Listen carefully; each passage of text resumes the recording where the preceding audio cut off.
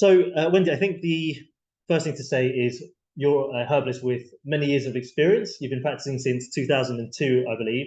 And just, I guess, through your own stage of life, you've learned how to deal with menopause on a day-to-day basis, but also you now see many women who are kind of experiencing and going through the menopause at different stages as well.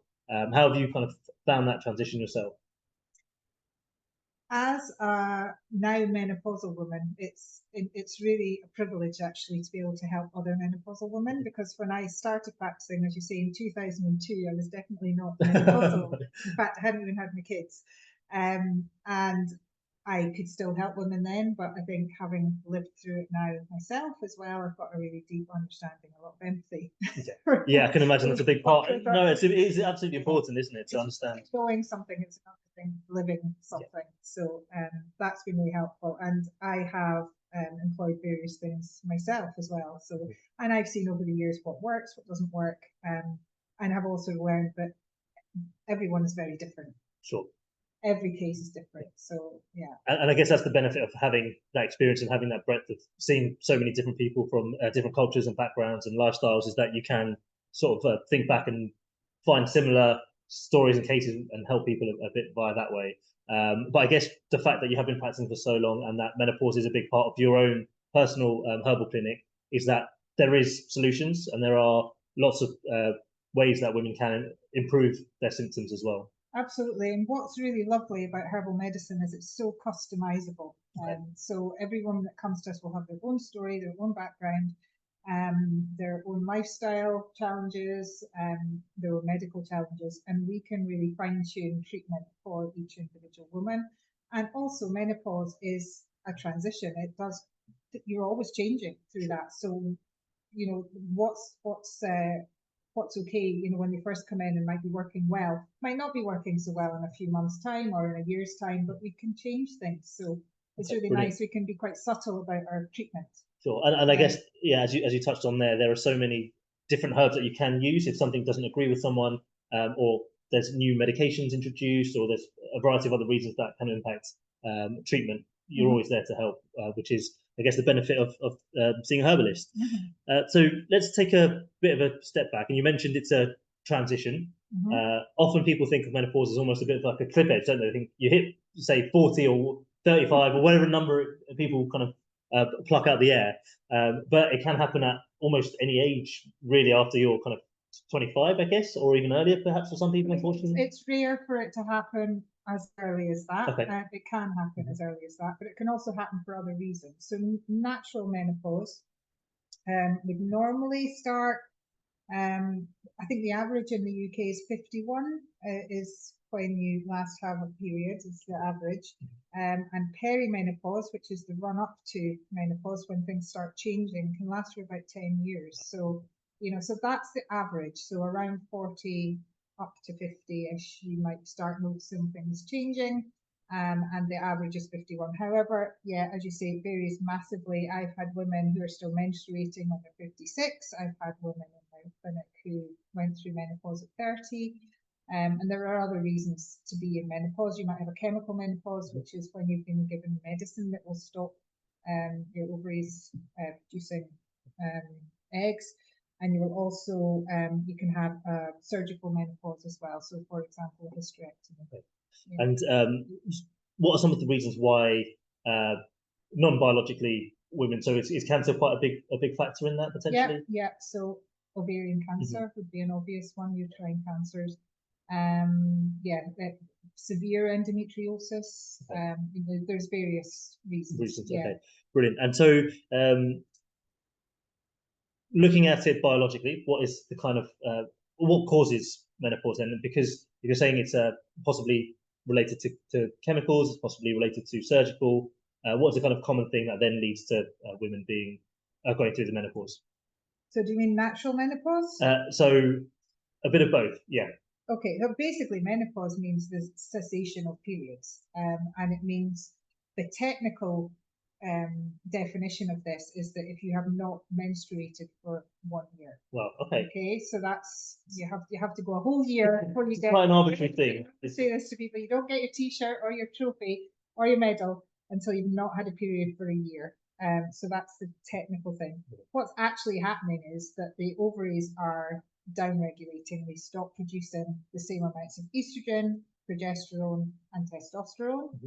And then once the ovaries have basically stopped altogether, the adrenals will produce small amounts of hormones that then get converted into estrogen, progesterone, testosterone. So you're not falling off a cliff edge. You still have small amounts of these hormones circulating, but not to the extent to produce a menstrual period. Interesting. Okay, so that's a good, I guess, indicator, or one of the indicators, because I guess it is a little bit arbitrary. So someone may not, according to that terminology, be deemed as menopausal, but they may have symptoms as well. Is that possible? So yeah, so things to start looking out for. The classic one is that your cycle, your menstrual cycle, starts to change.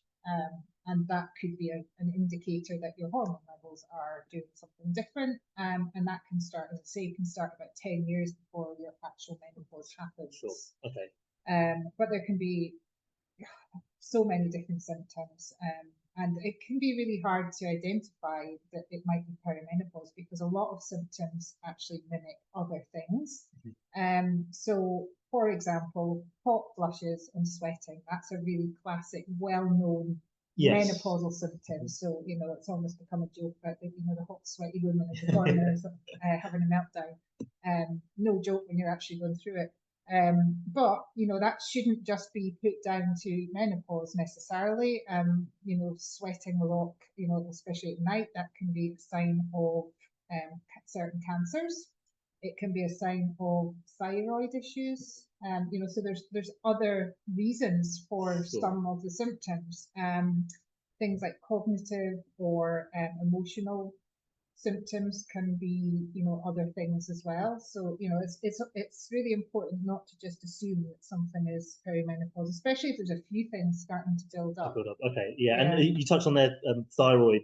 So looking a bit more broadly, not just on the thyroid, it's things like cortisol and how stress might also impact the menopause, because for a lot of women, it's a very stressful time in their lives as well, just with kids maybe getting to a certain age, family members possibly passing away, parents, other difficult challenges, maybe going back to the workplace full time, or whatever it could be. There's lots going on. And so how does that impact the menopause? Yeah, so menopause, it's not just about dropping hormone levels. So there's a lot of fluctuation going on actually. So you can actually be having surges of estrogen, can be, as well as big drops in estrogen. Same with progesterone, same with testosterone. But as you mentioned, there are other hormones that get involved as well. So cortisol is a really key one to look at in menopause. Cortisol keeps us alive. We need it. It's what gets you out of bed in the morning. But cortisol is something that's also intricately linked with all the other hormones in the body, including the sex hormones that are going all over. Sure. And you can often end up with a lot of cortisol firing off at the wrong time of the day, for example. So, we're at 3 o'clock in the morning waking up and not knowing why you're awake. Yeah. So that can be cortisol peaking too early. It shouldn't be around until a bit later to wake you up. It can be so it can also be responsible for things like weight gain. It changes your metabolism. It kind of gets into cahoots with adrenaline, so it can make you feel quite panicky. So sort of the fight or flight feelings are really common in menopause. And all of these things are kind of intricately and very complicatedly, if that's even a word, linked up with the sex hormones as well. But as I say, a lot of it is not just a kind of nice, smooth, things are down regulating or whatever. There's a lot of up and down and all over the place going on. Okay. When you've got a bit of feedback, we can try not to lean on the table just because it's wobbling. My camera's a bit precariously placed on the laptop. It's teetering. And then if you could just speak up a tiny bit louder, that'd be great. So with that in mind, how can one improve that sort of fluctuation if it does fluctuate throughout a year, throughout a day so much? What is the ways that someone might be able to handle that just on a personal level? So this fluctuation, by the way, this is why I don't put a lot of store in blood tests for hormones for hormone levels. So a lot of women will come in to me and say, oh, the GP won't do a hormone test. I want to know if I'm perimenopausal or not. And it's actually kind of valid in a way, because a blood test for hormone levels is very much a snapshot of just that particular moment in time. Okay. And in perimenopause, and it fluctuates so much, that's not necessarily going to be that helpful to you at that stage of life. Okay. But in terms of how to help sort of smooth the way a little bit, so herbs come into that partly. So looking after your liver is really key. So your liver has to, it deals with all the toxins and things in the body, but it also deals with the breakdown of hormones in the body as well. So the kinder you are to your liver, the better it is for your kind of day-to-day fluctuations of things like cortisol and the sex hormones and the adrenaline. So that would look like watching how much caffeine you're having, how much alcohol you have. All the I was gonna say, this is gonna sound like a terrible webinar for a lot of people, but it is important to know what has an impact. Yeah. But within reason, I assume. So it's not. Nice time now and again, but yeah, just being sensible about things like that. Blood sugar management is a massive one, because cortisol is released when your blood sugar is out of whack. So making sure you're eating sensibly and regularly and not overdoing the sugar. Again, I'm being a bit of a spoil sport, but it's sensible management common of your diet sense stuff. okay. Yeah. Sort of whole food diet as much as you can, reducing sugars, refined foods, that kind of thing as well will really help, and eating regularly. For some women, intermittent fasting actually can work really well as well. It depends on your metabolism and how you cope with it. Some women find that works really well for them. Others find that it works better to eat regularly and often and smaller amounts. But as long as you're looking at, avoiding having big sort of peaks in your blood sugar, that will stop lots of troughs as well. And that's the troughs are when the cortisol gets released and can make you feel really jangly, it can make you feel hot, sweaty, agitated, a lot of things that will sound familiar to a lot of women. Okay, brilliant. And you touched on a few of the kind of common symptoms there. So hot flushes, night sweats, mood changes, fatigue, changes in libido as well is quite a common one. And then brain fog. So brain fog, I think, is one of the ones which does get brought up. And again, people do joke about it, but it can be quite debilitating for a lot of people when you just can't concentrate and things don't stick in your memory. Why is that a sort of a symptom, or how does that come about? I found that really interesting when I first started treating menopause. I did a lot of research into the roles of the different hormones in the body, and what I hadn't realized until I did that was that estrogen actually acts as a neurotransmitter. Amongst all the other million things it does in the body, it does have a role in the brain. So when you are going through hormonal fluctuations, that can have an effect on how well the brain is connecting things, how well things are firing off. And it takes a while for the brain to readjust to this change in levels of estrogen. Absolutely. And I think Jill, who's one of our practitioners here as well, who does clinical massage, she's experiencing something called SCAD heart attacks. And I think more research is coming out around estrogen receptors on the cardiac cells as well. So again, I'm sure there's going to be much more research and hopefully clinical trials and to find out the link between menopause and possibly heart attacks or cardiac issues for women as well. Yeah, I mean the cardiovascular system is very much right on.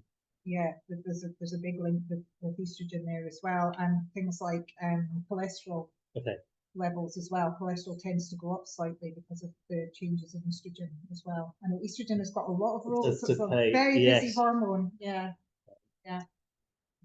Great. And then before we were live on the webinar, you were discussing, or we were going to touch on menopause versus perimenopause, but actually you were saying it's almost like a bit of a scale rather than definitive thing, and it doesn't really matter too much what stage someone's in. About symptoms, it doesn't make an awful lot of difference. I mean, obviously, if you are menopausal, that means you've stopped having periods. So the menstrual-related symptoms will have stopped. And by that, I mean things like raging PMT. You're not going to have that anymore if you have no periods, but you might just be raging. All the other reasons, So yeah, things like flooding, menstrual flooding, obviously again, that's only going to be in perimenopause, not menopause, because you've stopped having periods. But a lot of the symptoms are kind of interchangeable between menopause and perimenopause. So we can list them if you want, but there's a lot of them. Okay. I'll go through a few common ones. So we've already touched on, sweats and flushing. We've touched on brain fog and poor memory. Poor focus, energy can be all over the place. As you mentioned, libido can be affected. In terms of genital health, vaginal dryness can become a thing. UTIs can become more prevalent as well, and that's to do with the change in pH in that area, and that again, that's linked with estrogen, which is why sometimes we use local HRT there. And would you recommend, again, also, I guess changing pH may also result in a change in the kind of balance of bacteria within... that's exactly what it is, and that's why more into UTIs. Yeah, it's because you don't have the same protection. Okay, so possibly if someone's going through the menopause and they're having a lot of UTIs or recurrent UTIs, maybe a good probiotic is something that they could Absolutely, look at. You can now get probiotics, and it's amazing actually how much research has been done on probiotics now. When I first started practicing, it was pretty much acidophilus. Yeah, it was just a one strain, wasn't it? And go and buy some live bacteria, not live bacteria, live yogurt. And that was about it. Yeah, and actually, when you look at how many CFU or how much bacteria is in a live yogurt, you're going to be eating a hell of a lot of yogurt just to get it. It's really good, but yeah, that was kind of our only go-to was acidophilus lactobacillus. That was about it. Now there is so much research done. Fermented foods are out there, so much more. I mean, they've always been there, but now we know the benefits of a lot more about them, and they're much more commonly available, and people know how to make them now. And yeah, so the reason I started ranting on about this is because we do have specific probiotics that are really good for the prevention of UTIs and things like that are specific and that are proven to, they've actually worked out how to give you something orally that will still be alive by the time it's affecting the vaginal region. Yeah. Okay. Yeah. Brilliant. Just touched on that. And then, yes, so how important is it for someone who thinks they're going through the menopause to, or what are the steps they should take? If you possibly think you're going through the menopause, is it blood tests? Is it seeing your GP? Is it seeing a herbalist? Or like kind of what are the next steps for someone who's just... But it really depends on what's affecting you and how much it's affecting you. So as I say, I quite often have women rock up to me. It's really lovely if someone comes to me first rather than, sometimes the last resort. Sometimes in the first resort, but I then might pin them back to their GP, for example, if they are having palpitations and sweating. Those two things could be a thyroid issue, they could be a cardiac issue, or they could be a menopause issue. And one way of checking that is a blood test. Sure, okay. So, to rule things out, things like iron deficiency anemia as well can mimic certain things. It can make you feel very floaty and brain foggy, very tired. So again, I probably want to check if someone comes into me and says, I think I probably am perimenopausal, but I'm absolutely exhausted. I feel dizzy. I've got brain fog. I said, okay, is it perimenopause or is it iron deficiency? Sure. Yeah. If it's iron deficiency, it's very easy to fix. It could be both, of course, as well, but at least we can then look at underlying causes for things, and then go from there and see where we get to. But yeah, so also things like gut changes, digestive changes. Again, it's too easy to say it's just menopause. So luckily, for your 50th birthday, the NHS sent you, honestly, literally, it was about 3 days after my 50th birthday, I got a lovely present of a stool. Stool test. Okay, excellent. From the NHS, God bless them. Which is great though. Did that, and yeah, so definitely worth taking up that offer, because again, you might be facing quite a lot of digestive changes, so it's good to know that there's nothing underlying them apart from the hormonal changes. Okay, brilliant. Okay. And some of what we've spoken about has been internal. So can these things be fixed by external factors? So things like exercise, diet. You did mention obviously has a big impact. Diet and nutrition is a big factor, but things like exercise, sleep, already is going to be a bit of a challenge for a lot of women. But how do you see, like, sleep is obviously going to be very important. I think it's important for all bodily functions. There's women that didn't sleep very well last night. Really good advert. Yeah, so there's so many different things you can do. But obviously, we'll probably talk later about specific herbs for things.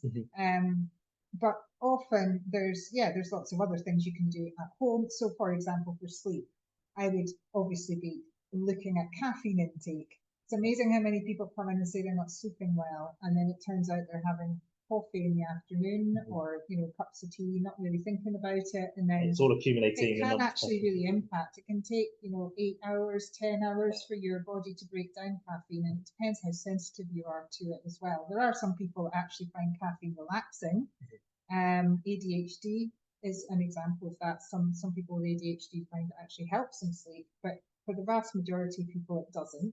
Sure. So it's worth looking and I at guess things it's like that. It's a little bit of a vicious cycle, isn't it? Where you wake up tired, so you think I need 2 or 3 coffees to get me through the day, but actually you need to try and battle through that. The other thing with caffeine as well is it really peaks your blood. It will trigger blood sugar peaks and troughs as well. So really good to try not to. Yeah. So would you say, as a general rule, maybe like 2 p.m. as the last coffee, or is that still a bit late? I think you're pushing it up there. This is why you're not a menopausal blood margin. I would normally say try not to start the day with coffee. Try and eat something first. So have something in your stomach. Have 1 coffee a day. Make it a good one if you really enjoy coffee. Sure. And maybe aim for sort of mid-morning or lunchtime at latest. The latest, okay. So but again, it's individual. Everyone is different. Yeah. So maybe try that. If you're Italian, you can see. Yeah, well, they love one straight after a meal. They have some secret I don't know about. So. And then how about the stress management? We spoke about how cortisol level obviously can really impact other hormone systems in the body, particularly the estrogen processes.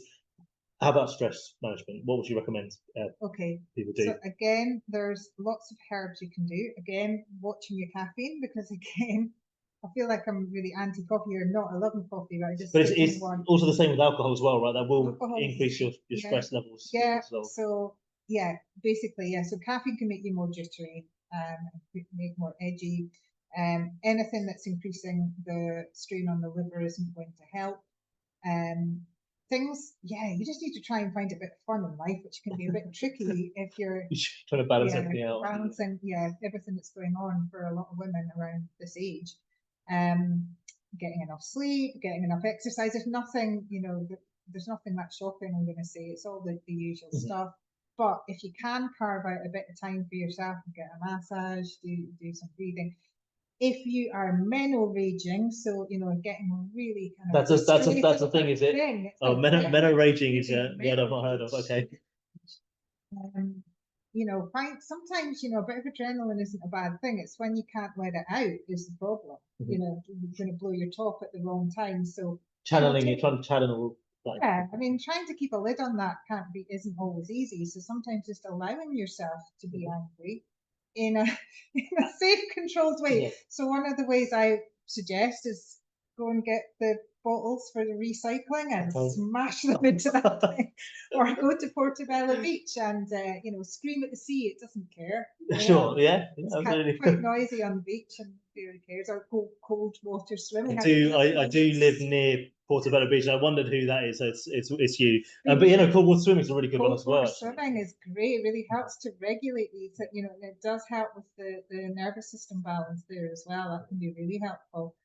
So sometimes it's not all about being zen and being yoga. It's about letting it out and Yeah, no, absolutely. I think there's a couple of good things there. Firstly, there are a lot of communities for cold water swimming. A lot of them are women only or women focused. So that could be a really good place for you to meet up and potentially discuss how you're feeling as well. I'm sure there's plenty of people who would love to have that chat. But then also kind of understanding yourself that it's not you necessarily, it's your hormones, which you actually have no control over anyway. Your hormones telling your brain how to react in your body, how to feel as well. So trying to understand that is also very important. Is go easy on yourself when you are angry. Don't become frustrated and sort of feel that a bit more. I mean, you will become frustrated about the most ridiculous things. But it's just part and parcel of it. And it's not that you can't do anything about it, you can, but don't beat yourself up if you're in that state. It happens. Sure. Okay, brilliant. Great. So those are some lifestyle improvements. If someone is looking for, and again, you touched on having time. Typically, women going through the menopause are going to be very stretched for time because they've got so many other responsibilities, and time is not something they've got in abundance. Are there other, not shortcuts, but other things that can supplement lifestyle changes if they're not able to? So maybe some other integrated approaches, some other alternative therapies that you would recommend as really good. Yeah, so I think anything like that involves going for an appointment means that you've automatically found an hour. Excellent, really good. Yeah, yeah. no, that's a really good. It doesn't matter what it is in some ways, you know, like when people come and see me for the first consultation, that's an hour. And the amount of people, not just women and not just menopausal women, but the amount of people that say to me, do you know, it's just been really nice having an hour to talk about all the stuff that's going on or that's annoying me or whatever. And just having an hour that's about you and not about anyone else is really valuable. So yeah, having an acupuncture appointment or a massage or some Reiki, whatever it is, going to a class, as you know, as opposed to being on your own at home in front of YouTube trying to do something. You know, actually joining in with something else can be helpful. Nature, walking in nature is always helpful. Breathing is really good. Breath work, obviously. Breathe. And you know, it sounds very flippant, but actually breathing properly is so valuable. And chewing is something that I find myself having to tell people to do quite a lot of. Interesting. Okay. Yeah. And what sort of sense? Just they rush through dinner times to get through the next thing. Modern life. We're so used to just, you know, flinging stuff down here, and then people are coming to me with all kinds of digestive issues, you know, bloating, heartburn. It's a classic. I've sent people home without any medication and told them to chew their food and not to drink while they're eating, because when you drink when you're eating, you can be washing stuff down, you know, actually almost swallowing it like a tablet. You're introducing all the big lumps of food into your stomach, can't handle it. So chewing forces you to slow down, and it helps your digestive processes. Brilliant. No way. Good tip. I'm sure I'm guilty of not doing that. Yeah, absolutely. Excellent. So we've spoken about some of the mind and body practices. What about information in general? I think is quite varied, shall we say, particularly about menopause now, because it is getting and rightly so, it's getting the sort of coverage that it deserves. But that means there's a lot of nonsense out there, quite frankly. And how do people how can they take ownership themselves, but also not get, you know, swept away with some of the... Yeah, I think, as you say, it's really positive that it's become okay to talk about menopause, because when I first started practicing, I actually started doing menopause workshops in the early 2000s. And people were looking at me like I had two heads when I went to put a poster up in a shop or something about menopause, because nobody was talking about it. And I was holding workshops for women on menopause, and it was like, wow, you know, we're allowed to talk about this. Now it feels like we can't go anywhere without talking about it. But unfortunately, I feel now that it's being turned into a marketing opportunity, and especially with social media influencers, celebrities. It feels like you can't move for people telling you to take this, that, and the other. So that can be quite difficult. And I think as a herbalist, I have a lot of people coming in who are taking ridiculous amounts of things. And it's not their fault that they're trying their best they want to feel better. They want to do the best for themselves and their families. But it's become overwhelming, because you think, okay, I'm doing the right thing, I'm taking this thing. And then someone says, well, yeah, but you're not doing that yet, are you? Yeah, so it's like, oh, God, okay, I'm going to get that thing as well, and then that thing. And before you know it, you're rattling, and you don't know whether you're coming or going. So sometimes one of the first things I do with patients is actually simplify things, either take everything away or just keep the key things, and then build up what we need around that, and then monitor how well what's actually been, because you never know what is having an impact. And I think a lot of people get scared. They're like, well, I don't want to take any of it away, because what if it was that one of those things was the key thing? But I think it is unfortunate that, I mean, I'm stuck because of what I do. I'm often on Google looking at different papers and looking at different products, and that will change the algorithm for what I am seeing Sure. in terms of advertising on social media and things. And it's unbelievable the amount of things that I am seeing on social media, especially to do with menopause, and how everyone is promising the world. Yeah, and I think that's one of the key things, is actually trying to find a product that works for you, but you can circumvent a lot of the nonsense by going to someone who has Yeah, experience or has, come across these herbs or ingredients or whatever it might be, Yeah. just to give you make it a bit more of a shortcut. Yeah, and I think as well, there's been a lot of women that have come to me that have felt very disappointed in HRT, for example, because they've been given the impression that HRT is this magic bullet that is going to fix everything. There is no such thing as a magic bullet. It doesn't matter if it's HRT or if it's herbs. There is not a magic bullet. It is about managing things as best you can, being sensible about your diet, having a sensible lifestyle as much as you can. You know, it's multifaceted. It's not about swallowing one pill. That's never going to work. No, and so that comes onto we do get a lot of inbound queries about HRT. So it'd be great if you could explain a bit more about what it is, and how it relates to the body as well. Yeah, okay. Well, I mean, basically, HRT stands for hormone replacement therapy. It's come on a lot over many years, and these days HRT can be delivered in many different ways. So traditionally, it was always a tablet, and it could be a combined tablet of estrogen with progesterone or just estrogen on its own. Then transdermal ways of delivering it became a thing. So that's either patches or gels is another way. Progesterone can be delivered via an intrauterine coil called Mirena coil as well. So that can be used as a way of getting progesterone, or you can take a tablet. So there's lots of different ways of delivering HRT, and it also depends on where you are in your journey with menopause. So women, for example, women who do not have a uterus anymore because they've had a hysterectomy, they don't need the progesterone. Women who do have a uterus will need to take progesterone alongside estrogen, otherwise it can imbalance things and you can have a thickened endometrial tissue, which can put you at risk of cancer. And so there's lots of ways of thinking. Would you say from the people that you've seen in your clinic who are going through menopause, is HRT the kind of go-to for kind of your allopathic or NHS doctors to recommend, or what is the treatment that they would recommend versus if you go to the GP, it very much depends on your GP. So I've had a lot of women, I'm really hoping this is changing, but a lot of women for a long time were being offered antidepressants rather than HRT. And they had to really fight to get HRT. And was that, do you think, a confusion about, or is it that quite a modern thing, or was it a confusion about what women were going through at the time? They just didn't really acknowledge. I think a bit of both. So I think for a long time it was like, are you just depressed? Take these and feel better. But there's also some clinical reasoning behind giving an antidepressant for things like sweats. So it can help sometimes.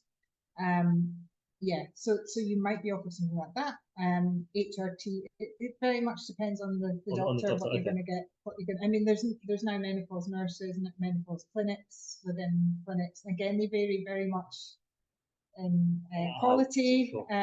Depends on the luck of the draw sometimes with your GP clinic. So yeah, and I think menopause training could be a lot better for a lot. Yeah, and actually I'm seeing a lot more companies doing menopause workshops and hosting webinar activities or community-driven projects within companies.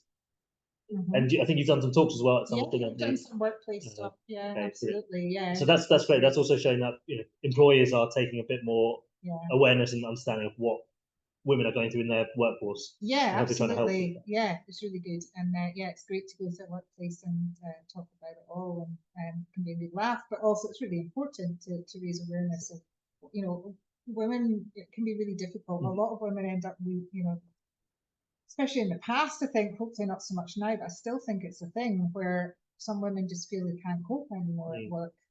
they're not understood. The challenges are not being understood. Sure. And at the workshops you've been at, do men attend, or is it primarily the menopausal women? Mainly the menopausal Okay. women.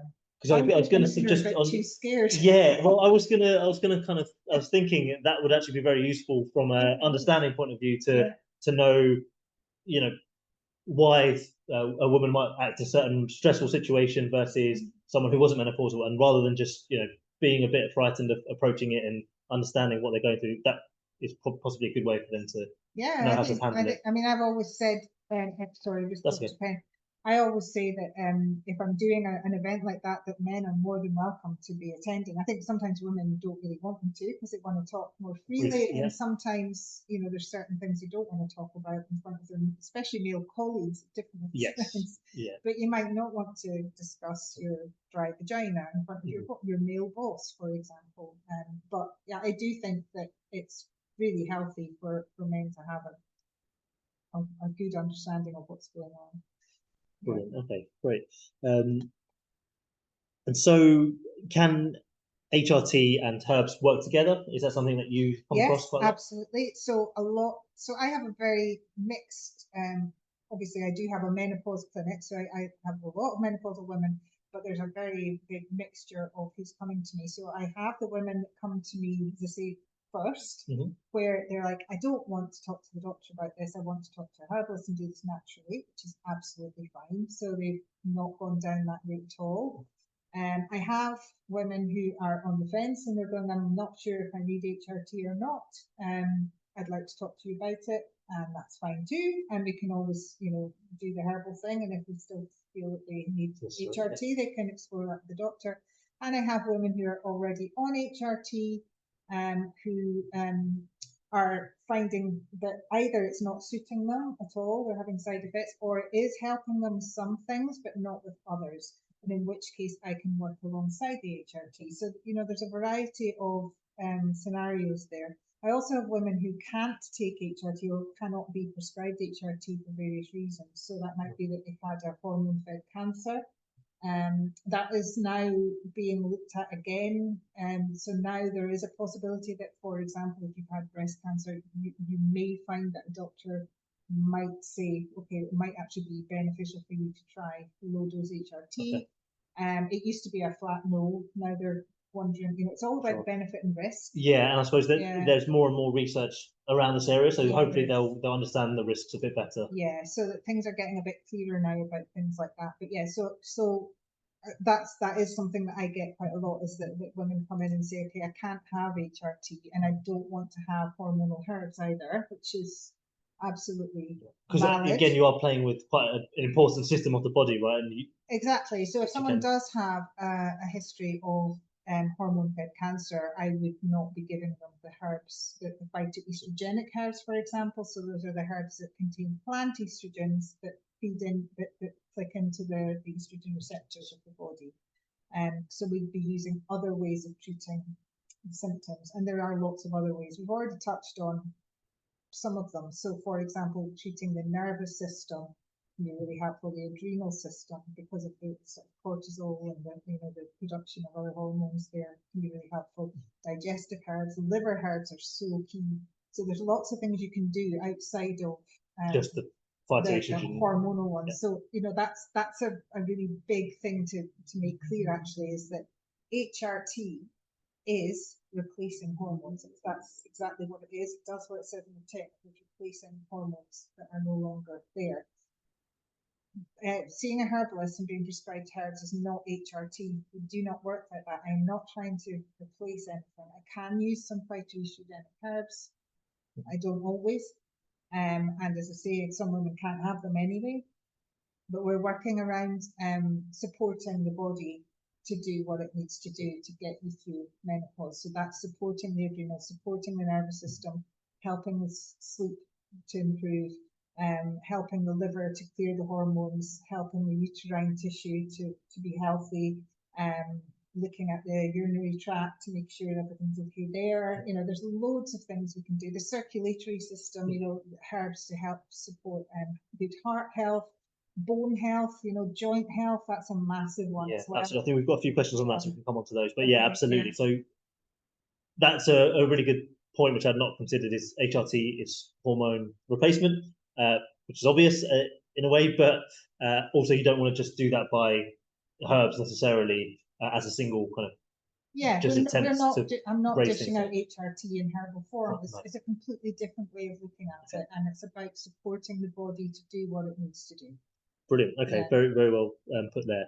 And then in terms of the individual characteristics between things like race, medical history, age within menopause as well, how do you kind of balance that up for treatment as well? Is it, as you said before, just very individualistic, or can you kind of get certain patterns between certain There's a bit ethnicities? of both. A bit of both, Arjun. I mean, really interestingly with ethnicity, I've been doing more on, I've been asking a lot of my patients to take in their blood results, for example, so that I can learn more about how to read them more effectively. Okay. And I've been learning more that there are racial differences in certain blood things, and it's really interesting that a lot of the ranges in the UK, for example, do not take that into account. It's a, you know, one size fits all, but it doesn't. It fits white people. Sure. Okay, which is what the data set maybe. So we need, because it's the data set, isn't it? So it's been a really interesting journey, that one. So yeah, so it's important to be aware of that when you're reading bloods, and I don't know how that is for people to be aware of that. But so there are differences, but there's obviously as well, there's a lot of cultural differences to take into account as well. Dietary differences come into that too. But yeah, I think all I can say is it is just very individual. And I do my best to try and think about all the things that might be feeding into somebody's issues and symptoms. Okay, fantastic. Just to elaborate a little bit on Wendy's point, there is a difference between the ranges of what is classed as fine or good by, say, the NHS versus what functionally someone needs at a certain age, gender, weight. There's so many different factors that play into it. So actually, a functional range is quite a bit different to just the, you're within a good, healthy range. Sort of similar to if you look at, say, vitamin D or testosterone, it's very different, basically, from individual to individual. So same thing applies. Yeah. Brilliant. Okay. And then we've mentioned quite a few of these, but things like bone health, cardiovascular health, cognitive health, cancer as well. So all different factors within health.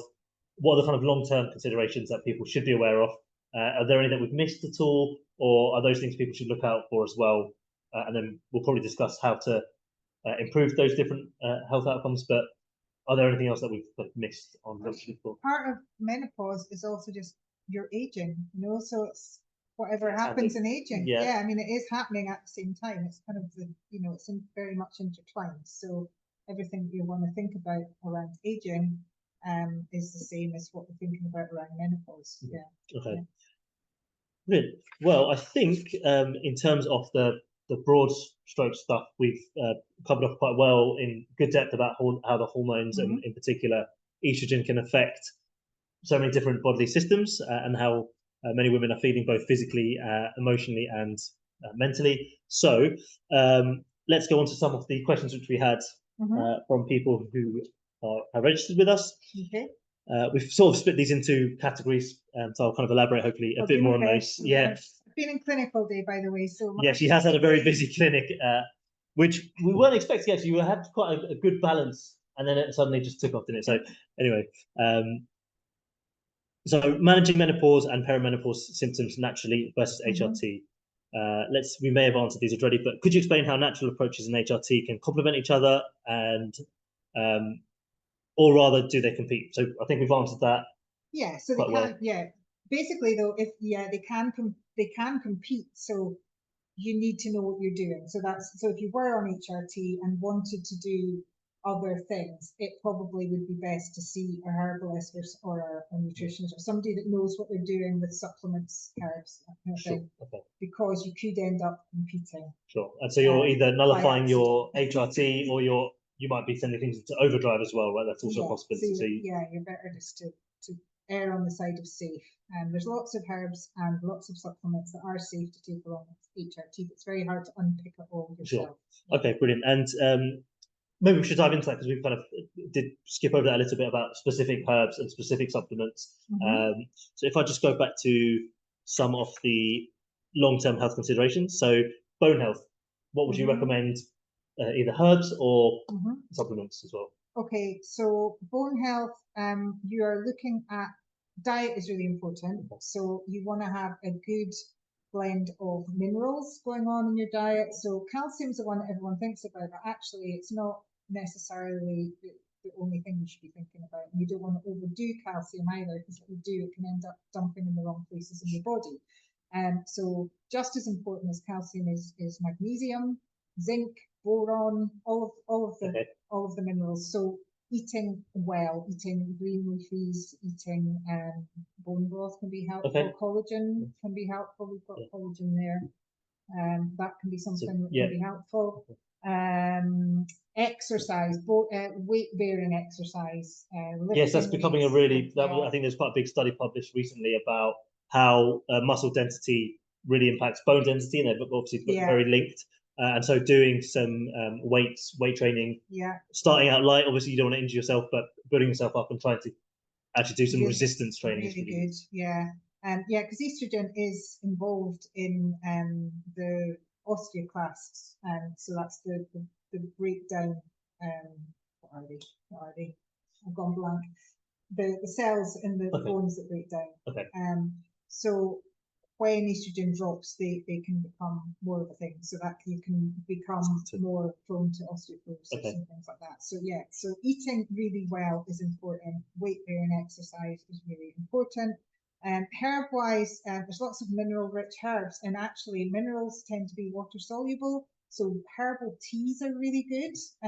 We've got, I think it's our Ramblers. We've got Ramblers over there. Yes, That's really great for joint health and for minerals. A really simple one is nettle tea. Very rich in minerals. Really rich in all the right things. And that's quite a good, tolerable one as well, isn't it? As a herb, so you can just everything. And there's not many contradictions. I could do a whole webinar on nettle. But well, that's one for the that's one definitely. We'll pencil you into the new year.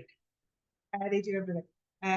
But there's lots of mineral-rich herbal teas that are great just to have as part of your diet. Things that you do regularly are the things that count. Sure. Okay. And that's the consistency element of it, right? You want to find something that works and that you can repeat. Absolutely. And actually, maybe a good way of replacing that coffee. So if you're used to having 2 or 3 coffees, maybe just. That's one of my tricks as a herbalist, is I sometimes prescribe herbal teas. There's a few reasons why. One, herbal teas are. If you're doing minerals, they are great for that because they're water soluble. So when you drink your tea, you get your minerals. It also forces you to stop in your day to make the tea and sit and drink the tea. Because it's a bit of a brewing process. So we can make it a mindful thing. Saying that, I do have people that have to just put it into tea bags and run on.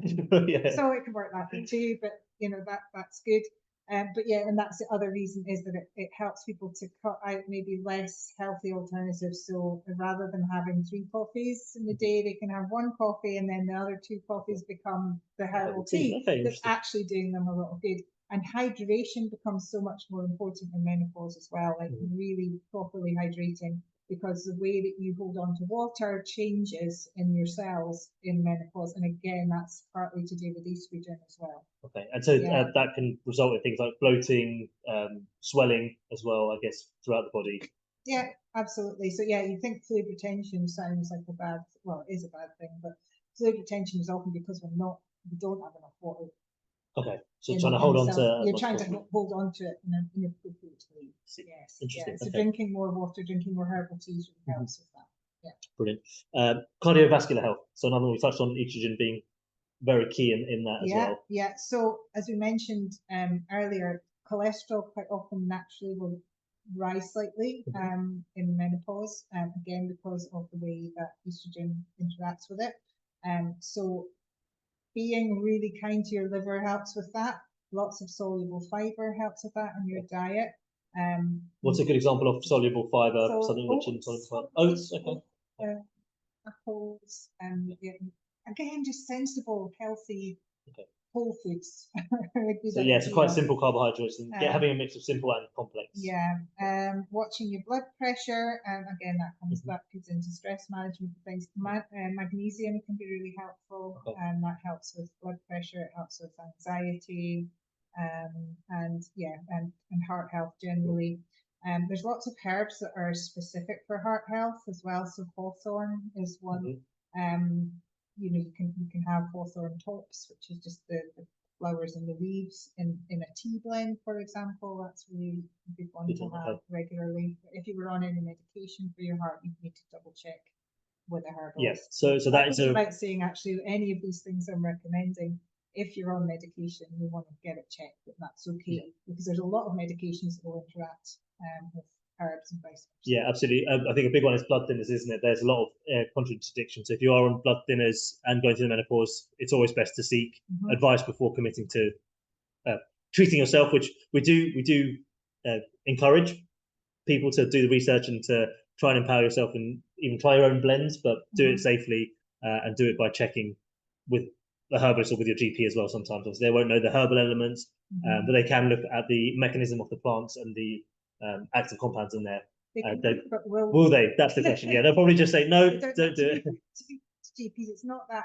I don't think it's that fair to expect a GP to be able to know. understand. Like it's always a bit of a get out clause on the back of a lot of products that says check with your GP if this is suitable. Now, how is your GP going to know if it's suitable? They're not trained in these things, so it's probably more appropriate to ask your nutritionist or your herbalist that actually knows about plants, and we're trained on the pharmaceuticals as well. So we are actually trained. Yeah, I was going to say you're doing a 4 or 5 year course plus years and years of experience. So you whereas a GP is not getting that training on herbs or the and it's a good question, I guess, is how often do you get many referrals from GPs, or are GPs happy to work with herbalists? Is that changing a little bit now? Yeah, I mean, I think we're in a really unique position in Edinburgh at Napiers, because Napiers has been here since 1860, and a lot of doctors are very comfortable with Napiers, and we have a really good reputation. Yeah, we probably treated their grandmas years and years ago. So they know that we can be trusted, that we're not talking nonsense. So there's a lot of Edinburgh-based GPs that are more than happy for their patients to be, seeing a herbalist as well as seeing them. I always encourage patients, I'd say it's entirely up to you what you share with your GP in terms of what you're doing yourself, but it's always good if your GP is aware of what you're doing, and I need to know what they're doing with the GP as well. I sometimes have written letters to GPs as well, and had correspondence just to explain as well. Just to explain what we're doing, what we're aiming for, and possible contraindications and things as well. Brilliant. Great. So let's see. Next question. What's your advice for someone trying to transition off HRT while maintaining symptom control? That's quite a difficult one to answer, I guess, in the short. It is. It depends if you're seeing a herbalist or not. So that's often why people come to see me, that they're on HRT and they want to come off it, but they're a bit scared about what's going to happen. So as a herbalist, what I tend to do is I put some things in place before they start coming off their medication. And it's a gradual reduction. And I encourage them to do it gradually, with the idea that you can always go back up again as well. And the thing with HRT is you're not always sure if you need it anymore or not, because is it that the HRT is doing such a sterling job that you feel great, or is it that actually you've passed through the need for it, and you don't need it anymore? So what I would normally do is put some things in place, like some liver support, some nervous system support, and then as they come down the HRT, I might start to introduce maybe some gentle phytogenic support as well. It just depends on the individual case. So one interesting one is women that are the Marina coil fitted, and so that's releasing progesterone, and that's in for like 5-6 years at a time. They often don't know where they are, if they are menopausal or not, because quite often do not have a menstrual cycle, and they might not have had a menstrual cycle for 10-15 years. Wow. From their mid-30s or 40s, so they don't know if they're menstruating anymore. Okay, so you're kind of in a that's artificially stopping that. Yeah. And I've also noticed sometimes women who have had that, so it's fitted as a contraceptive device, or for contraceptive reasons, they won't know where they're at. But also, I think it sometimes exaggerates the hormone imbalance, because you've got this artificially sort of controlled level of progesterone, but your estrogen levels are dropping down. So, so the body's unable to. Yeah. So that might be where phytoestrogenic support would be really helpful. Yeah. So we also did get quite a lot of questions around hot flushes and night sweats specifically. As obviously quite a key symptom. What are some of the most common success stories in terms of natural remedies that you've seen for specific for those substances? The first one I would always try is sage. Sage is fantastic. Yeah. But what I would definitely want to make a point of is sage tea must be drank cold. Very key point there, guys. So sage tea should be drunk always cold. Have it cold. So you make it hot and then cool it down, because hot sage tea is what we call diaphoretic, which means it makes you sweat. So, and same with peppermint tea. So I've got a lot of women going, oh, but peppermint's really cooling. I was like, yes, it is if you drink it cold, but when it's drunk hot, it's used to control fevers and things in herbal medicine, because we do fever management by promoting sweating.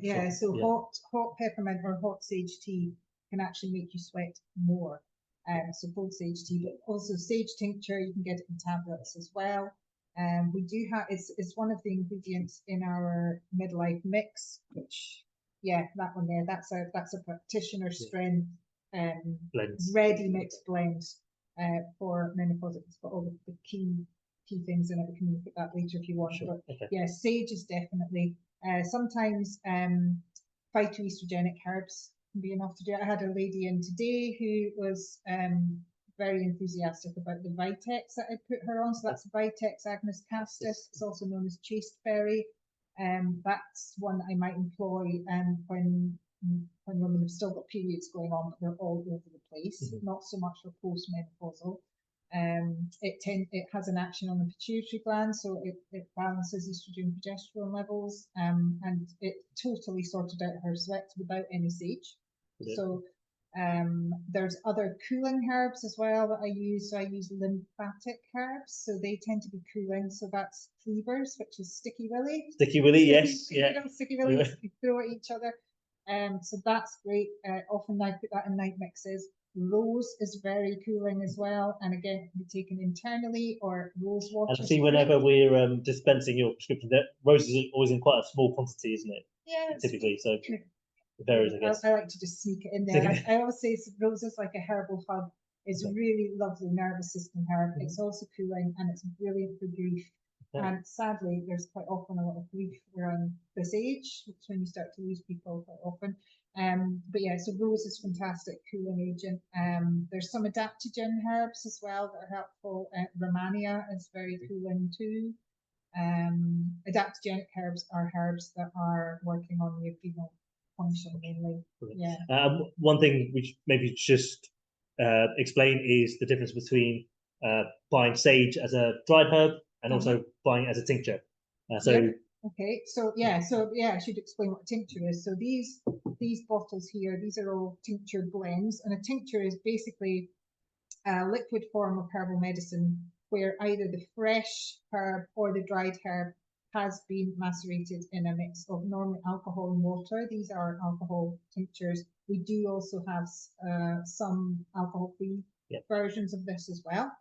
And the advantage of using liquid tinctures is that we can blend them into one bottle and you just take one thing, which is one dose, which is very handy. So our prescriptions as herbalists often are normally tinctures are a mainstay.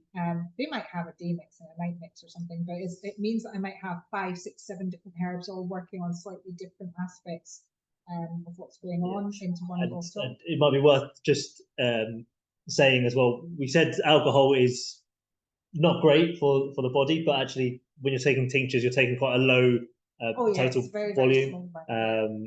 And also, if you did want to, you can boil off the alcohol very gently with the hot water. That gets rid of a lot of it as well. So that's one of the differences there. How about mood changes, anxiety, ADHD flare-ups? Is that possible during menopause as well? Is there a link there?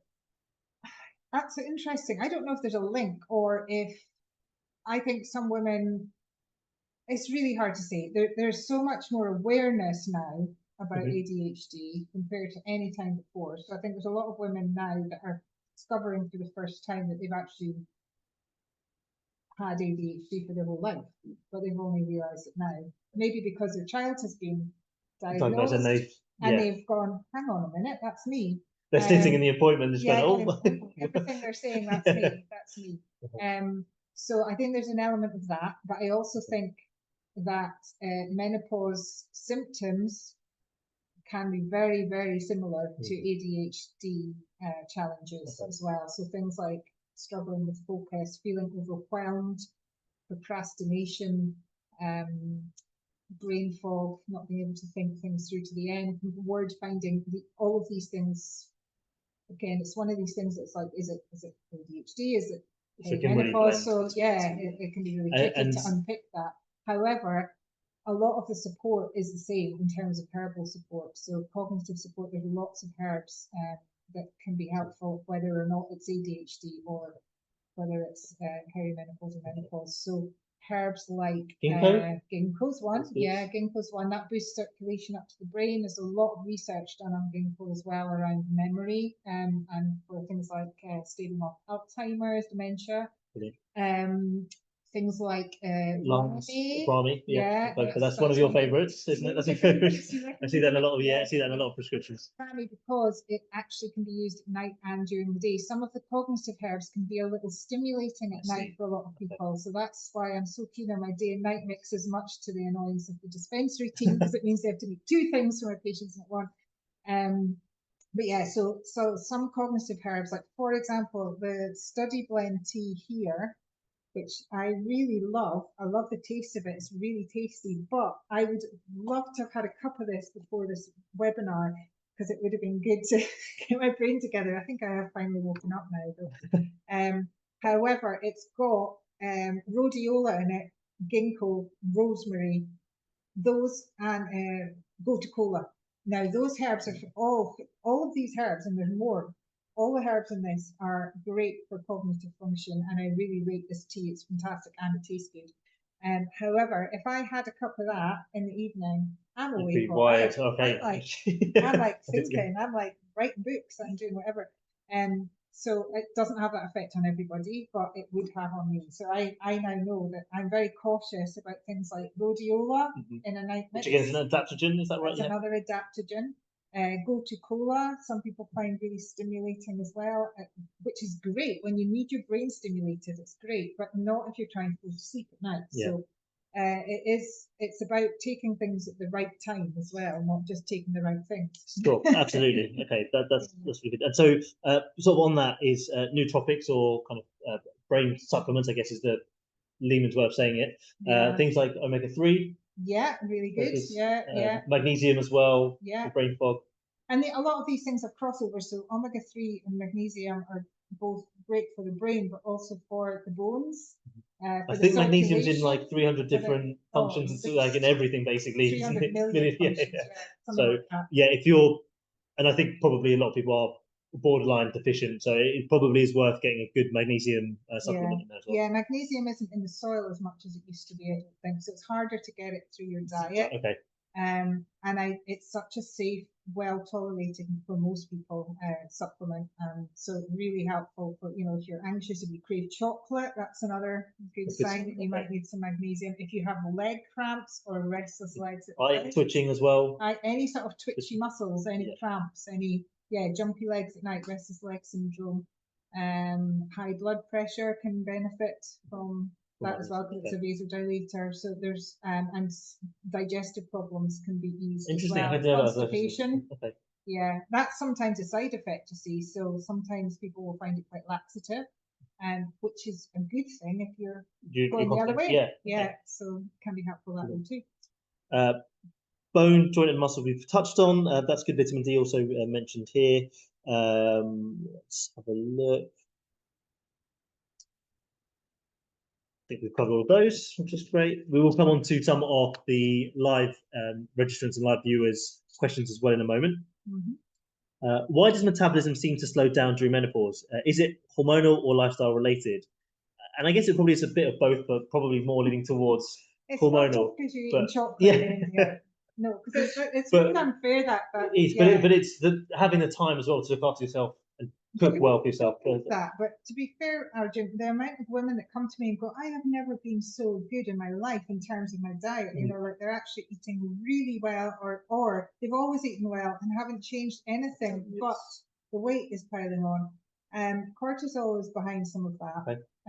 So sleep as well, possibly as well, isn't lack the of poor sleep, because it does change the hormones around your metabolism too. Yeah, so you know, if you're having disturbed sleep, if you're feeling more stressed, if your cortisol levels are higher, that will affect metabolism. But again, that's where blood sugar management comes in. And yeah, just being super careful with diet. But as I say, it's often nothing to do with what you're eating or not eating. It's often women are eating exactly the same as they were before and probably quite well.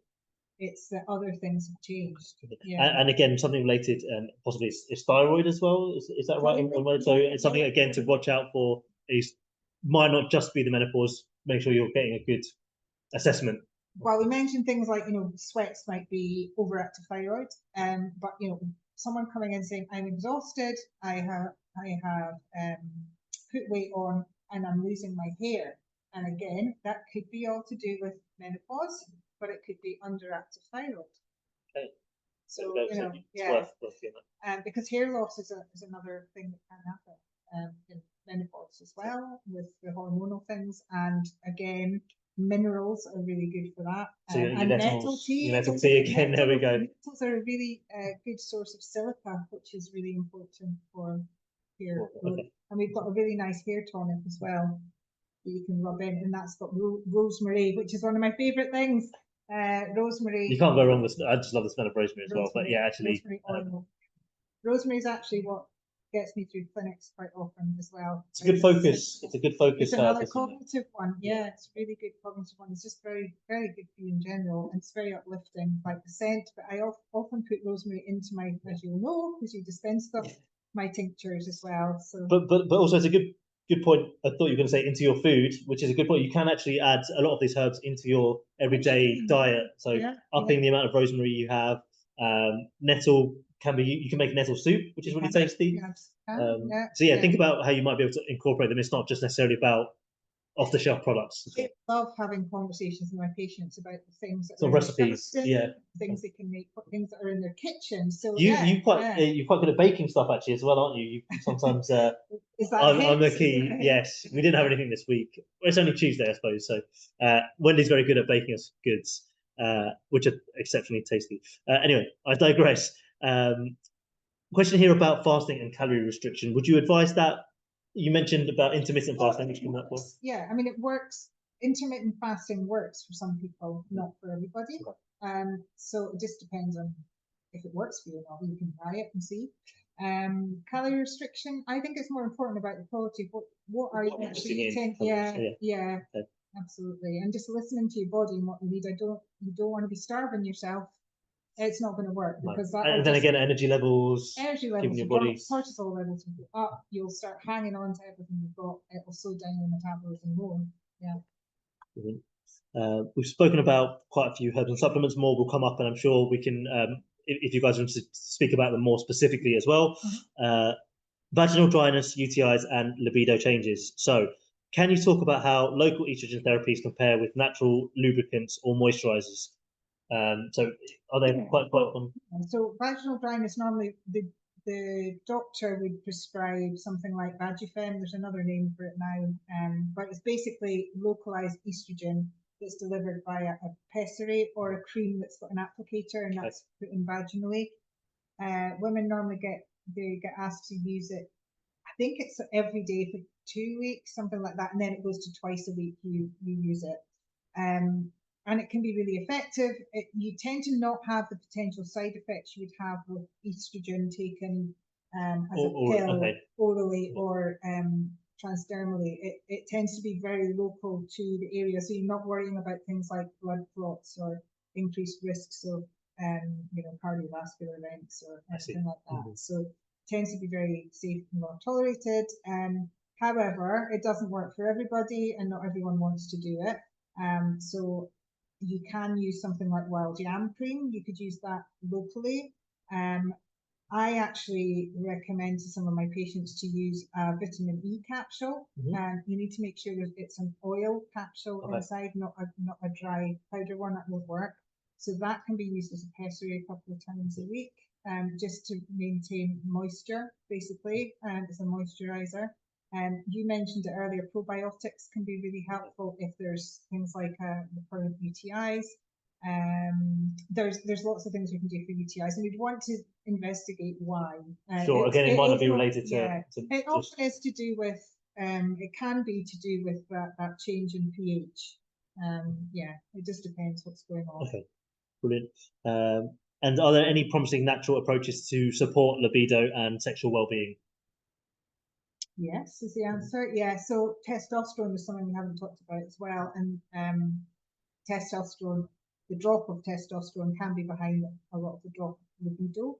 I always used to say, though, when I did workshops about menopause, often libido, it doesn't get talked about that much, but it's often because it's the blooming last thing on your mind. Yeah, of course, absolutely. Everything else. And also, if once you're tired, you're irritable, sweaty, and can't be bothered, it's the last thing on the list that you're going to prioritize. Not for everyone, obviously. But also it's something that's just not really talked about very often either. And the drop in so women do have testosterone, okay, very, very little compared to a man. But it is there, and it does tend to drop down as well. And that drop can translate into lack of libido. It can also have an effect on cognitive function as well. And there are herbs that can help to boost that up a little bit. Tribulus is one that I've been using with good results. Making sure you've got enough zinc in your diet is really important. But to be honest, a lot of the time, if I can sort out all the other stuff and get women feeling more like themselves again, then it might become a bit more of a priority again. Yeah, sure. Okay. If you're feeling less knackered, absolutely, less frazzled, then maybe you'll feel a little. And do you think it's important for? I'm sure the answer is probably yes, but do you feel it's important for women to talk to their partners as well about that element of it? Because if they know they're going through the menopause and libido's low, it's worth having that conversation. It might just be libido, so it might be that they're very uncomfortable down there because they're dry. It could, as I say, it could just be lack of energy. It's multifactorial, like everything else. Yeah. Brilliant. Great. So we've spoken about medical interventions as well. What are the key screening or monitoring priorities? So I guess in essence, what are good tests that people could do post-menopause, interestingly? So if they come out the other side, how do they possibly know that they come out the other side? You do. When they come out, Yeah, so I've had women come to me that are really panicking about osteoporosis, for example, and saying, well, I'm not on HRT, and should I be, and blah, blah, blah. You can actually get DEXA. So a DEXA scan is a bone density scan. It's not offered to everyone by the GP, but however, you can get private DEXA scans, and they're not that expensive, so it's worth having a look in your area. So if you are worried about something like that, it's worth seeing where you actually are. Because you might actually be fine, and it's just something playing on your mind. However, if you do a DEXA scan and see that there's osteopenia, which is like you're on your way to osteoporosis, then it's like, okay, now is the time to think about maybe a collagen thing, and maybe change your diet, maybe look at that, going to that weightlifting thing at the gym.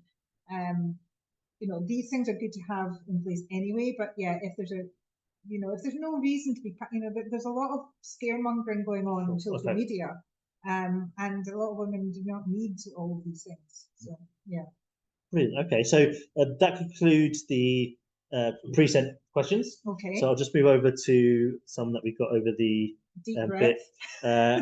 We are overrunning. I know we've still got quite a good audience. Are you okay to carry on? Yep. Brilliant. Excellent. So let's have a look. I'm going to sniff my study. Whilst I find the questions. So this is actually I mentioned rosemary. I really recommend this for putting in a burner or sticking a couple of drops onto a tissue and just inhaling it for clearing your brain fog. So good at 3 o'clock in the afternoon. That's a really common slump time for a lot of women. My 3 o'clock in the afternoon is rosemary o'clock. And I also love the study blend because it's got rosemary, peppermint, and basil, and I absolutely love the smell. Oh, really? It's so good. Oh, that is nice, actually. Yeah. It is. It's really clean. And the peppermint kind of frees up your nose. So good, Oh, nice. Okay. So what we might do is we'll try and get through a few, and then we'll maybe answer them after. We can get them answered after. Yeah. Okay. So, hi Wendy, thank you for this. Can I ask how long roughly menopause should last before symptoms end, if at all? So, bit of a, I think we probably did answer that, but it is a bit of a how long is a piece of string? It is a bit of that, yeah. I mean, some women barely know it's there, and other women will really suffer with it, and it can last 10 years, you know. Sure. I've even had some women in their 60s still having sweats and things like that. So, yeah. And does it tend to diminish, or the people who've seen at the 60s that it is still as bad as it was, or again, very variable? It's just really variable. Sure. It's really variable. But generally speaking, by your mid-50s, you should be through the worst of it. Sorry, it's just jumped back a bit. I'm postmenopausal at 60 years old, never been on HRT. Could I have put myself at risk with regards to heart and brain health? Yeah, that's the big question, isn't it? Because I think that we're being sold HRT as the answer to not getting this, that, or the other. There's questions about how much you would have been protected once you stopped using it anyway. But don't forget, there's so much else to cardiovascular and bone health apart from your hormone status. So you can support it with many other things that we've absolutely. So even things like the omega-3. So whether that's supplement or ensuring you have 3 portions of oily fish a week, have lots of nuts and seeds, weight-bearing exercise, that will exercise for the heart, being sensible about cholesterol, keeping an eye on, keeping an eye on all of these things, stress management again, diet again. It's not just about hormones. There's lots of things you can do to help you. So no, you haven't put yourself at risk. And if that was a thing, then we wouldn't have survived as a human race, would we? And also nowadays, quite truthfully, 60 years old is still very young. So you've still got plenty of time to help work on your musculoskeletal system internally as well. So I'm sure you've got a lovely musculoskeletal system. Is it possible to manage peri and menopause completely naturally without using HRT, etc.? Yes. The short answer is absolutely yes. Yeah. I'm doing it, and lots of others have before me. Yes. Do you have patients who have successfully navigated the menopause with just natural methods and herbs? Yes. Lastly, doctors say that HRT protects bone density. We've kind of covered that bit. What are the natural ways we can do this without using it? So we've covered that question, I think, comprehensively, which is good. Nettle tea, answer to everything. Taking HRT makes me anxious. Rightly so, as we've discussed. As Shaz asked, can menopause symptoms, specifically joint pain and inflammation, be managed successfully just using natural methods like herbs? I'd rather go down the natural. Absolutely. So this is the webinar for you. Actually, anti-inflammatory herbs are really good at dealing with inflammation, but also it'd be worth looking at diet and other things. Autoimmunity often comes up at menopause as well. So that's when inflammation comes into play too. So yes, absolutely, it's something we can look at. Yeah. Brilliant. Well, I think we've actually done a good job of answering some of these, which is great.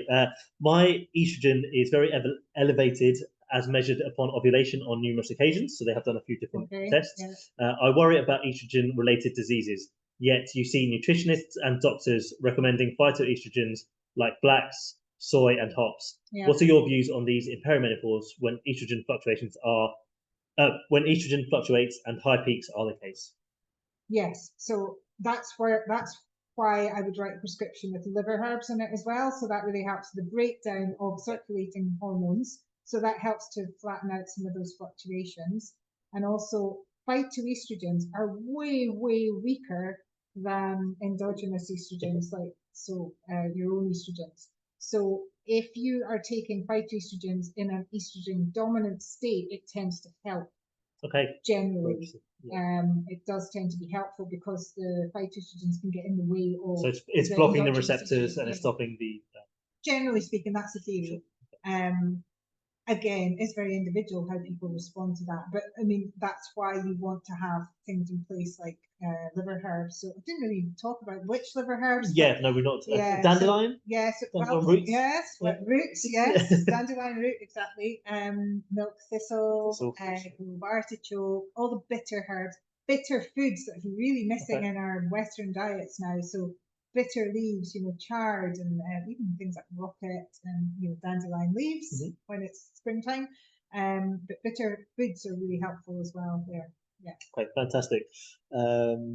Which herbs could you recommend when trying to calm the overactive and anxious nervous system? Would ashwagandha help or not, as there are mixed views? What about valerian? So ashwagandha is massively popular at the moment. It's had a real buzz on social media. I know we've had a lot more interest in it, just generally, not specific to menopause, as a adaptogen, but relating to being overactive and anxious. What do you think? It can be really helpful. It doesn't suit everybody. I really like ashwagandha in menopause management. I have had a few people recently who were finding they were getting really, really sleepy during the day with ashwagandha, interestingly. So I'm tending to reserve it a bit more for nighttime or very low dose during the day in case, if you're already struggling with feeling quite sleepy or tired, you don't want something that's going to sedate you too much. But for some people, it's absolutely fantastic and just takes the edge off that anxiety. Sorry, what was the rest of the question? It was around valerian as well. So valerian, valerian is a really interesting one. Some people have, and it's almost a bit like the coffee, actually, isn't it? Where some people get a bit sleepy and relaxed, isn't it? It's that kind of. Well, yeah. So for me, valerian makes me really energetic, yeah. So in not traditionally, for the majority of people, valerian is a really good relaxant and can help with sleep. But cats love valerian. It has a similar effect as catnip. Oh, okay. Cats. So if I've been dispensing valerian in Napiers and I go home to my cat, and even though I've washed my hands, you can still smell it off me. There's mad from my hands. And I've had patients whose cats have knocked over their tinctures to get at the valerian. So be careful if you ever have valerian in the house and cats. Just make sure you keep it separate. So I wonder if I had a previous life as a cat, because it doesn't do that for me. However, generally speaking, valerian is quite sedative, so I would normally reserve valerian more for night mixes or sleep mixes. But some people find if they are in a really agitated kind of adrenalized state a lot of the time, then valerian in small doses during the day can actually be really helpful. I might use it during the day. It's also a smooth muscle relaxant and a skeletal muscle relaxant, so it can be really helpful if there's a lot of tension in your body and in the digestive system, for example. But it's also good for relaxing the brain too. But there's loads of we call them nervines. So nervous system herbs. So some of them are more sedative, some of them are more, like you get on with your day but feel more relaxed. One of my favourites, and you can probably guess, is skullcap. Skullcap, yes. Skullcap's in a lot of my mixes. Skullcap is a skeletal muscle relaxant as well, so really good for people with a lot of tension around their neck and their head, lots of headaches. And really, I just find it really good for people who tell me that they're in a really short fuse. I think of it as a fuse length in I know, okay. If you are feeling really irritating and needing to go and shout at the sea, for example, yes, skullcap. And I don't think it's particularly sedative. It's it lets you get on with your day, but feel a bit more like you can cope with things and get less irritable. Brilliant. Okay, so we did have a follow-up question, which was which anti-inflammatory herbs specifically for joint pains? Okay. So wild yam is actually a traditional, it was used for joint pain as an anti-inflammatory. Black cohosh is another one, used with caution. It's quite a strong herb, but and it can affect your liver if you take too much of it. So low doses of that can be very helpful. Boswellia can be helpful. It's an Indian frankincense. And turmeric is another very common one to be used as well.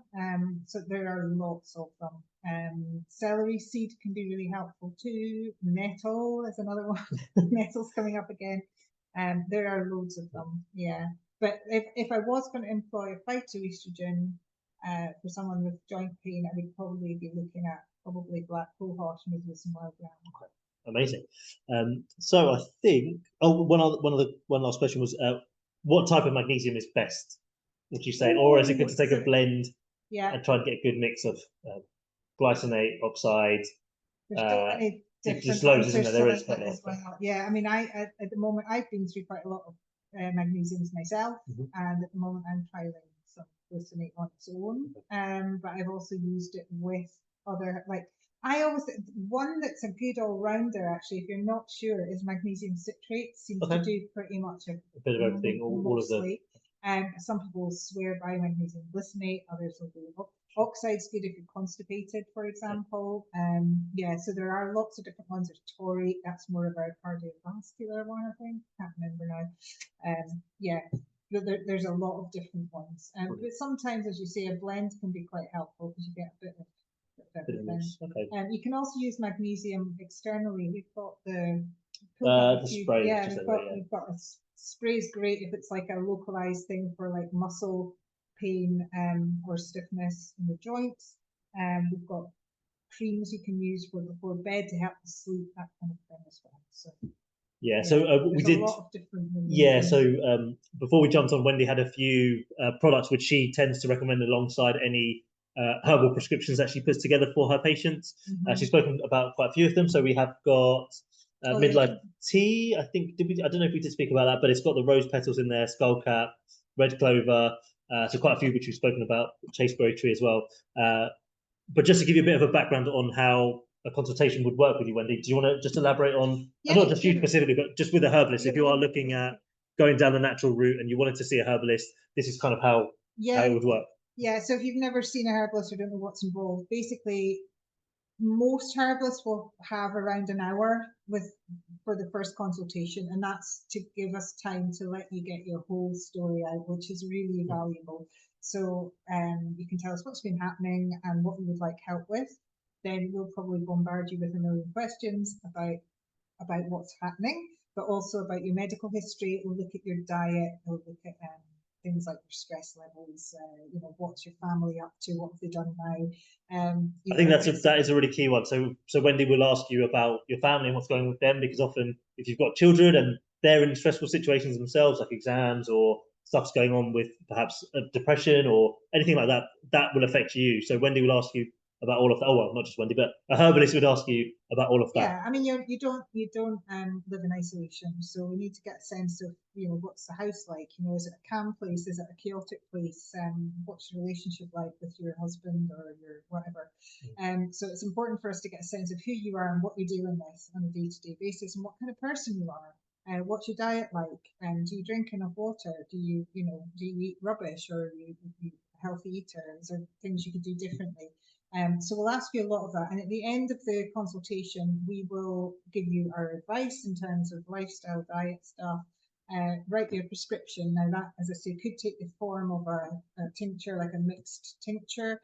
I'm a big fan of teas as well. I quite like to do teas and tinctures together for reasons I mentioned earlier, and actually they're really undervalued as therapeutic medicinal products, because actually if you drink enough of them, they're really effective, especially for things like nervous system complaints. I have a lot of patients who have their calm tea or their comfort tea or their sleep tea, and they, if they use them well, if they drink them, they don't do you any good if they sit in the cupboard, but if you actually use them regularly, they can be really, really valuable.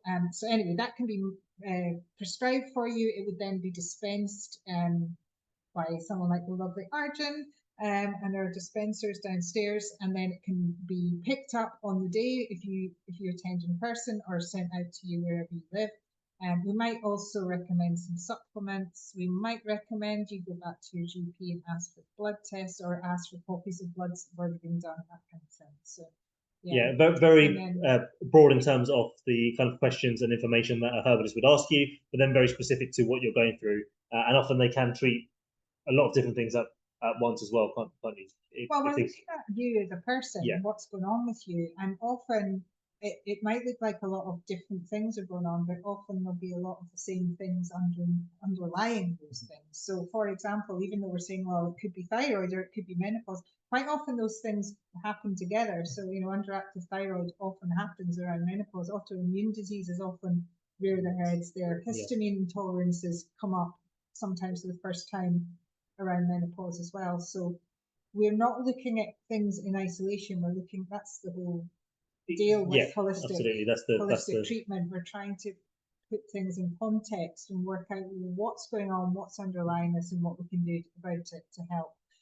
After an initial consultation, personally, and I'm probably the same as most herbalists, I would get someone back in around a month-ish, depending on what's going on, and just to give the herbs a chance to do something. I'm not expecting someone to be cured in a month, but I would expect to start seeing some sort of changes, and it gives us a chance then to go over what they've found helpful, what have they noticed, do we need to change anything in the mixtures, do I then introduce a new thing or ask them to do something different in the diet. I don't like to overwhelm people on their first visit as well.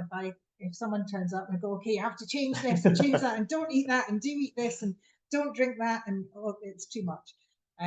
So sometimes it's a gently approach. Sure. I'm not going to go in all guns blazing. I'll maybe have a plan, but I'll be working my way through that plan over the course of time. And I think the key thing, which you mentioned earlier, is it's about consistency. That's the main thing you're looking for. Is sometimes simple works better because you can just repeat that a lot, and that's what's going to give you the results. Whether it's ready-made products or stuff that you found, you buy yourself or you try yourself in recipes, it's just about doing it consistently, isn't it? It is. And the other thing to note about seeing a herbalist is that it's a partnership as well. So yes, you come to see us to ask our opinion and to make use of our expertise, but we're also there to listen to you and to listen to what you've noticed and what works for you and work around that as well. So it can be a bit of a two-way thing there as well. So that can be quite empowering in itself. Yeah. Excellent. Yeah. Good. Well, I think that's a perfect place to just maybe leave it. If you do have more questions and they haven't been answered, our moderator has hopefully collated them all, and we will try to answer them after the webinar. This will be, sorry, after we upload it, this webinar will be available online as well. Lots of thank yous, Wendy. Thank you for the very informative and helpful. Looking forward to the recording to revisit.